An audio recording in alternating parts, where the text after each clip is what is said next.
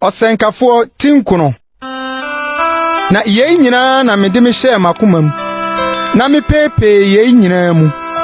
Se atenenefo ne anyansafo ne won nnwuma wo Nyankopɔn nsam.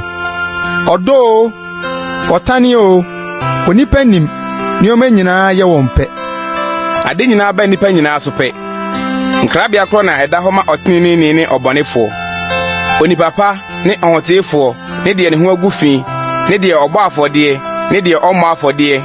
Onipa pa te se odebone yeni de okantam te se de osuro ntanka. Ye bone de oye no owiase no nyina mu. Se nkrabia kro da homa nipa nyina. Enti nso na bone aye nipa ma akomama. Na Adamo won akomam ara won asetena mu. Na eno akiri no wokọ awufo nchen. Na hwan na oyi no mu. Atiasefo nyina nchen na nidaso wo. Na okraman otiase yesne jata awuo. Na atiasefo nim se obewuwu. Na ufo de wonim bibiara. Na woni akatua biara biu. Na wre every won kae. Won do, won tani o, won nkuntwi o, ayira dadada. Na woni de oyo no owiase nyina mu chefa biara biuda. Kona fa enije kodi waduane, na fa akomapa no mo wonsa. Na Nyankopɔn ani aso ne yewe dada. Ma wonta de enho abre nyina mu. Na ma nwo mpa otere so. Ene wo yira wodo no ntena ase ni wo nkwa ohuo na ode ama wo wiase no nyina.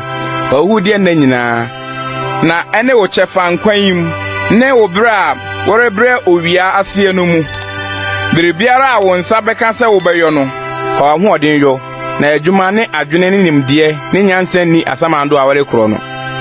Pesane mi hunu owiase se enye ahoherefo de ne amerikatuo na enye enomelema de ne okon na enye enyansafo de ne aduane na enye hunumufo de ne ahonya na enye enimdifo de ne animonyam na ebre ne nkrabia to won nyina nso onipa nim ne bre se mpata a woyi won asawbone mu ne noma a woyi won fidie mu no sara na woyi nipa ma bre bone a eto won pofrem no mu nso saa nyansan na mehunu no owiase na eso wo mani so krokito bi wo ho na mere makakra bi na ewo mu na ohenkese bi ba ho betwa ho hyiai na ototo eho abantentena kese na ohunu emu bere ma hia ne nyansafo bi na ode ne nyansa no gie kro no nso obiala nkai onipa hia ni no ena mese nyansa yesene maninye na nso obu ohia ne nyansa nimtia na ne nsem no wonti Enyansafo nsem a ote ne kom sene nkwaseafo mu tumfo ntia mu.